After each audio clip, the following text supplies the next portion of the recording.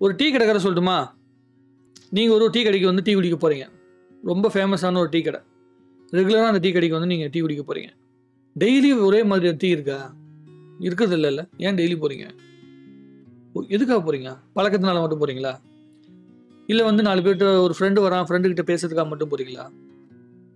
இல்லை. நீங்கள் முதல்ல அந்த டீ கடைக்கு போயிருப்பீங்க. மற்ற டீ கடையோட அந்த டீ கடை கொஞ்சம் பரவாயில்ல. நம்ம வீட்டிலேருந்து போகிற தூரம் வந்து கொஞ்சம் கம்ஃபர்டபுளாக இருக்குது. நம்மளால் வந்து உட்காந்து யோசிக்கவும் முடியுது. கூட யாராவது வந்தாங்கன்னா அவங்க கூட உட்காந்து பேசவும் முடியுது. இப்படி நிறைய கம்ஃபர்டபுளான விஷயம் இருக்கும். அது எதனால் வருது? ஒரு நம்பிக்கையினால் வருது. அந்த டீ கடை ஒரு நல்ல டீ கடை அப்படின்னு நம்ம நம்பர்னால வருது. டேஸ்ட்டே நல்லா இல்லைன்னா இன்றைக்கி சரியில்லைண்ணே டீ கொஞ்சம் பார்த்து போடுங்கண்ணே அப்படி தான் சொல்லுமே தவிர அந்த டீ கடை விட்டு போக மாட்டோம். ஸோ அந்த மாதிரி தான் நம்ம லைஃப். நம்ம லைஃப்பில் வர ஒவ்வொரு கஷ்டம் இருக்குது இல்லைங்க, அது ஒவ்வொரு வாட்டியும் என்ன பண்ணுன்னா ஏற்கனவே கஷ்டப்படுத்துன்னு திரும்ப திரும்ப கஷ்டப்படுத்தும். என்ன பண்ணுவோன்னா இந்த கஷ்டத்தை அப்படியே பிடிச்சிக்கலாமா, இல்லை அந்த கஷ்டத்தை ஏற்றுக்கிட்டு வாழ்க்கையை நகர்ந்து போகலாமா அப்படிங்கிற மாதிரி. எப்படின்னா நீங்கள் ரொம்ப சந்தோஷமாக இருக்கீங்க அப்படின்னா அன்றைக்கி ஒரு நல்ல டீயை குடிச்சு தான் நினச்சிங்க. வாழ்க்கை வந்து ஒரு டீ கடை மாதிரி. ரொம்ப சந்தோஷமாக இருந்தால் அது நல்ல டீ.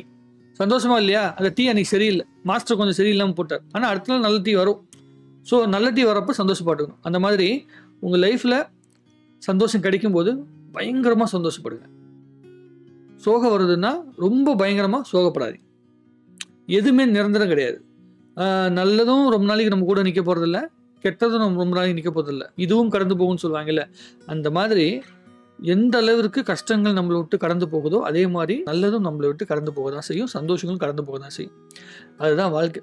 அதே டீ கடையில் ஒரு அரை மணி நேரம் வந்து நீங்கள் அந்த டீ மாஸ்டர்கிட்ட வந்து நோட் பண்ணுங்கள். ஒருத்தன் லைட் டீன்னு கேட்பான், சைனா டீன்னு ஒருத்தன் கேட்பான், அப்புறமேட்டு நாட்டு சக்கரை போட்ட டீன்னு ஒருத்தன் கேட்பான், நல்ல சக்கரை போட்ட டீன்னு ஒருத்தன் கேட்பான், காஃபி ஒருத்தன் கேட்பான், லெமன் டீ ஒருத்தன் கேட்பான், க்ரீன் டீ ஒருத்தன் கேட்பான், பிளாக் டீ ஒருத்தன் கேட்பான், பிளாக் காஃபி ஒருத்தன் கேட்பான். இது அத்தனை விஷயங்களுமே வெறும் அரை மணி நேரத்தில் நடக்கும். ஸோ ஒரு சாதாரண ஒரு டீ கடையில் வெறும் வந்து அரை மணி நேரத்துலேயே 8 விதமாக இப்படி டீ வரும்போது 8 விதமான விஷயங்கள், 8 விதமான மனிதர்கள் நம்ம மீட் பண்ணும்போது நம்மளுடைய லைஃப் இருக்கு இல்லைங்க, நம்ம லைஃபுங்கிற ஒரு டீ கடையில் வித்தியாசமான மனிதர்கள் தானே வருவாங்க.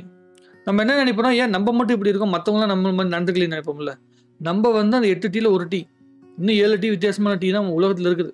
நம்ம எல்லாமே ஒரே கடையில் தான் டீ குடிச்சிட்ருக்கோம் அப்படிங்கிற அந்த மனநிலையை மட்டும் நம்ம புரிஞ்சுக்கணும். புரிஞ்சுக்கிட்டா லைஃப் நம்மளை நல்லா இருக்கும்னு என்னுடைய பாயிண்ட் ஆஃப் வியூ. நான் அப்படி தான் பார்ப்பேன். ஒரு மனுஷங்களை பார்க்கும்போது நம்ம மட்டும் சரியாக இருக்கிறோம் அப்படின்னு நம்ம யோசிச்சுட்டு இருக்கும்போது அவங்க நம்மளை விட ரொம்ப வித்தியாசமாக நடந்துக்கிறாங்க, நம்மக்கிட்ட இருக்க அந்த ஜென்யூனிட்டி அப்படிங்கிற விஷயம் வந்து அவங்ககிட்ட இல்லைன்னுலாம் யோசிக்கும்போது நம்ம ஃபஸ்ட்டு புரிஞ்சிக்க வேண்டிய விஷயம் என்னன்னா, அவங்கள மாற்றுறது நம்மளோட வேலை கிடையாது, அவங்கள ஏற்றுக்கிறது தான் நம்மளோட வேலை. அவங்களோட நம்ம லைஃபுக்குள்ளே வேணுமா வேணாமாங்கிற முடிவு மட்டும் தான் நம்ம எடுத்துக்கணுமே தவிர அவங்க நல்லவங்களா கெட்டவங்களா, அவங்க இப்படி தான் இருக்கணும் அப்படி தான் இருக்கணும் அப்படிங்கிற முடிவு எடுக்கிற உரிமை நமக்கு கிடையாது. அதை புரிஞ்சுக்கிட்டோம்னா கண்டிப்பாக உங்களுக்கு யார் மேலேயும் கோவம் வராது, எது மேலேயும் கோவம் வராது.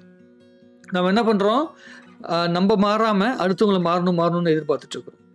ஓகே, நம்ம என்ன பண்ணணும், நம்மக்கிட்ட இருக்கிற ஒரே ஒரு குணத்தை மட்டும் மாற்றிக்கணும். அடுத்தவங்களை மாற்றணுங்கிற எண்ணத்தை மட்டும் மாற்றிக்கிட்டிங்கன்னா லைஃபு பல விதங்களில் பல விஷயங்களை பாசிட்டிவாக வந்து கொடுக்கும் அப்படிங்கிறது என்னுடைய நம்பிக்கை. அதுதான் என்னோட லைஃப்பில் நடந்திருக்கு.